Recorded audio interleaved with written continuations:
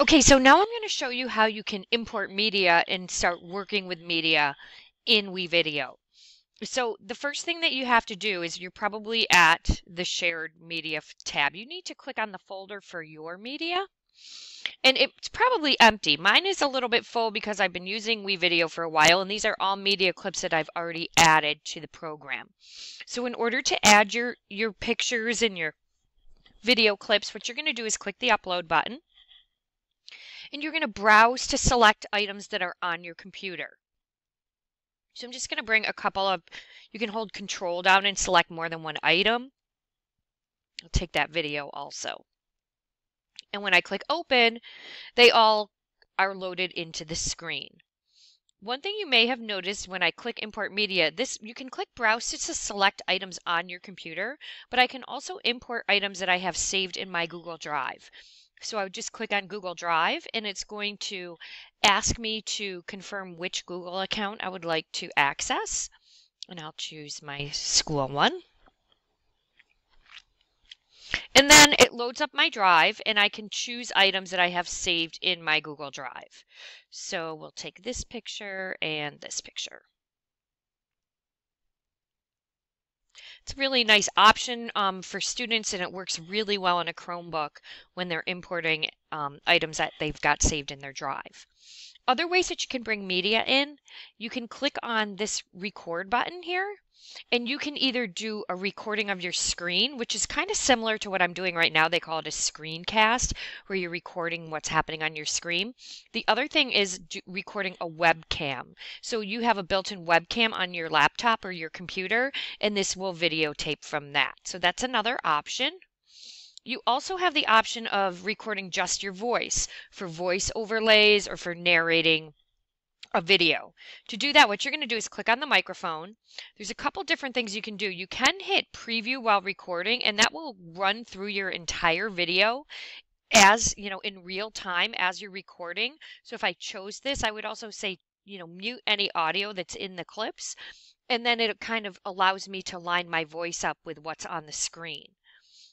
Or I can just record without that. So if I go ahead and record, I do need to have a microphone plugged into the computer. I'm going to hit the record button. It counts down. And at this point, my voice is now recording. So when I'm ready to stop this and the recording's finished, I'm just going to hit stop. And I can play my recording by hitting play. I hate listening to my voice, but okay, yeah. I can also adjust the volume of my voice if it was too loud.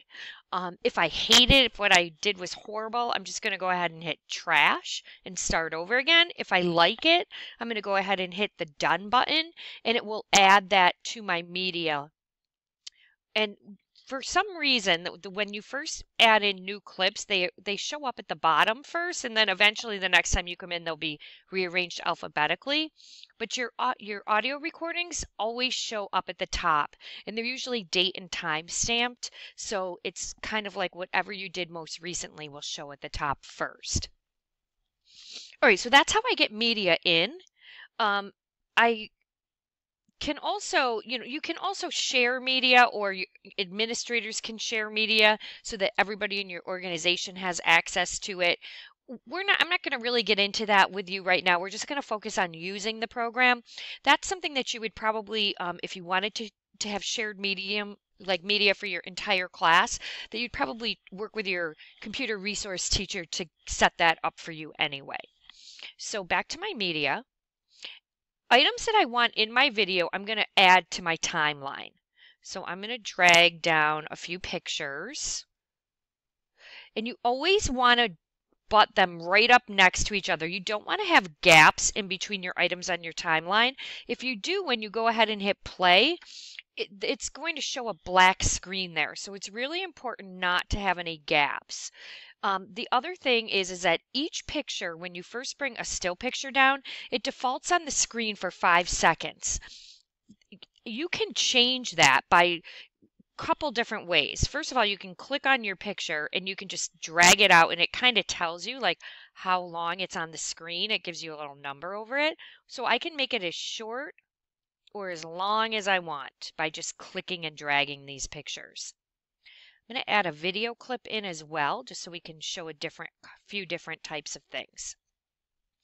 So first off, if I want to edit an item on my timeline, what I can do to get more options is just double click on it. So first thing I'm going to do here is double click, and some options that you have. You can rotate your pictures or your video clips. You can also like switch them horizontally or vertically. Kind of weird like that. You can make them fit the entire screen, or they can be their original size. You can also scale your pictures, so I could zoom in and I can kind of move them around. So if I really just want her face on the screen, I can have it zoomed in like this, and that's all that you'll see.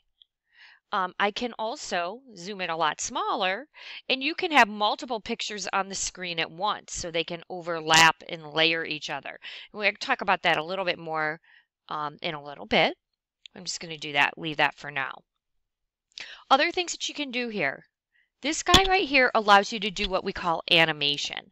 So what you would do is at your start position, you would position your picture where you wanted it on the screen. So let's say I want this picture to really grow on the screen. I'm going to actually put it in the middle. And then at the end, I want my picture to kind of be here, but maybe I want it a little bit bigger even. I want it kind of zoomed in, like so her face is on the screen like I had before. So now when I go ahead and play this clip, see how it's basically zoomed in for you now. Okay, the next item, that voice was in there because I had recorded my voice on that clip previously, and I'll show you how to get rid of that in a minute. You can also adjust the brightness or the darkness of your clips. This can be done for video or still pictures. Same with contrast, like you can do the contrast of the colors. You can like put different tints on your pictures if you want to, or like the saturation is kind of similar like that. So you kind of play with your pictures and kind of get them just the way you want them by playing around here. You can also, these are edit, undo, or reset back to the way it was if you forgot what it was. And then this guy right here is called color keying.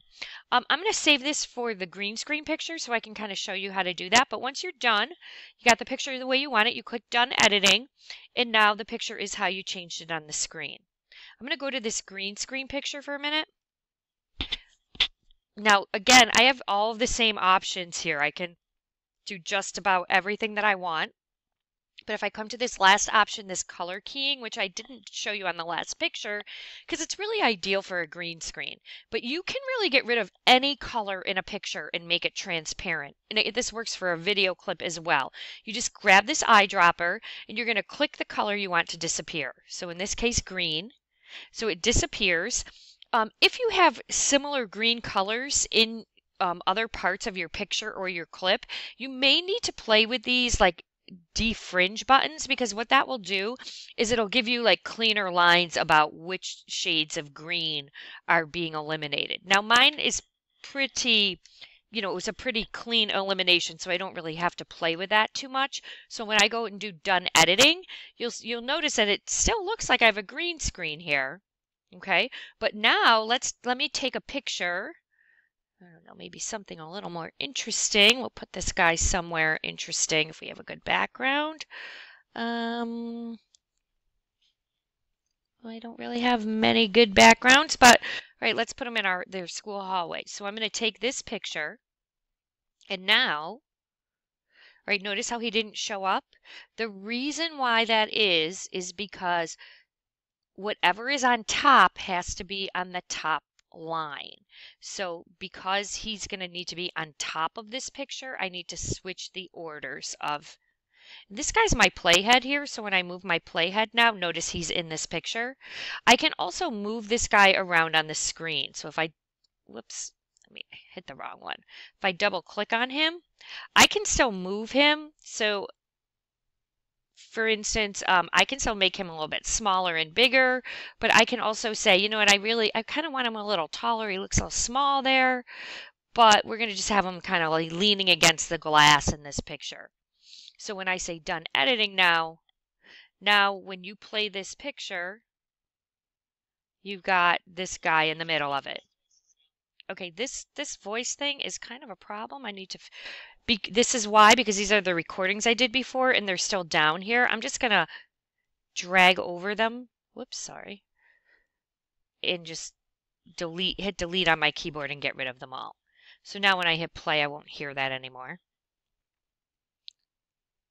Okay, and now I'm moving on to my next picture. Couple other things that are really important that you might want to do in this section. Number one is video clips. This is my video clip, and I moved it out here so you can just see it. But if I play it, this is an actual video recording. If I want to delete part of this, you can use your playhead to move it like right to the part of the video that you want to get rid of or you want to split. And you can use these little scissors here. And what that does is it splits this up into two different pieces. So if I don't want this piece, I can just hit delete on my keyboard. I can also I can split this up as many times as I want into little pieces. And I can just delete the little pieces that I don't want. So let's say that was a mistake. I'll just hit delete and I'll delete that one as well. Now, it's very simple to delete your clips. Please don't get worried like if you made a mistake. First of all, you have an edit undo button up here so you can undo your mistakes. You can also rest assured that your video clips are also saved in your media library untouched. So even if you cut this apart into a million different pieces, you make a mess of it, the original clip is still up here in your media and can still be added back down into your video. Now again, I don't want to have any gaps here. So what I would do is, it's really important, I'm just going to drag over to highlight all these to drag them right back so that I don't have any gaps in between any of my pictures. Unless, one thing that I'm not even sure if I told you guys this yet, but pictures, they're on the screen for 5 seconds as a default, so you can also drag them to be on longer or shorter amounts of time as well. So that's another way that you can kind of fill in your gaps. Maybe I'll take this picture and keep it on the screen a little longer too. So it's just really important that you don't have gaps in between your pictures. When you're layering items, it is important that whatever you want to show on the top is also at the top of the list. So this is going to show on top of this picture. Now, another thing that you can do, like for instance, if I took this picture, let me actually do this. So I'm going to take this picture and put it on top of this one. Okay, so this becomes the foreground because that's the picture that's on top. But if I double click on it and I say, let's scale that down a little bit, you notice that there's another picture underneath here. So you can first adjust this picture on how you want it on the screen and say done editing. And now I'm going to double click this one and I'm going to say, you know what, this picture can also be moved and resized, but I can take these and I can put them right side by side. So you can have pictures that are kind of show up side by side as well. So when I play my video here, it's going to look like this. Got the guy standing in the hallway, and then it moves to the two side by side pictures. So that's another option. Now it's about to go to black space because I didn't move my clips to fill in the area, which I will do right now. Just highlight them all and drag them back into place. So this is what I have so far. It's really important that we save what we have as we go along. So of course I'm going to go up to my menu and I'm going to say save. And my project is now saved. So what I'm going to have you guys all do as part of this class is you're going to create a new video of your own. And you're going to import any kinds of pictures or video clips that you have on your computer. Or if you prefer, you can create your video using some of the shared videos that are already in the program. But I do want you to make sure that you've added, when you're practicing in your video, make sure that you've added like some video clips that you can practice cutting apart and also some pictures that you can practice layering on top of each other. Before we close this section, I do want to just point out that I can add as many new tracks here as I want. Currently, my timeline has 2 video tracks, an audio track, and 2 voiceover tracks. And the reason I had the voiceovers is because every time I record a voiceover, it automatically creates a track for that. But as an example,